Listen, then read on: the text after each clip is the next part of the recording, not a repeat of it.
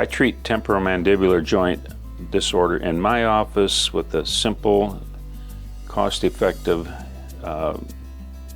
night guard. It just simply is like putting, if you sprained your wrist, we'd put it in a little splint, and that's what these things are called. They're called temporomandibular splints, mouth splints, and it just allows your jaw to go where it wants to be in the most comfortable, relaxed position, so it can not be overworked.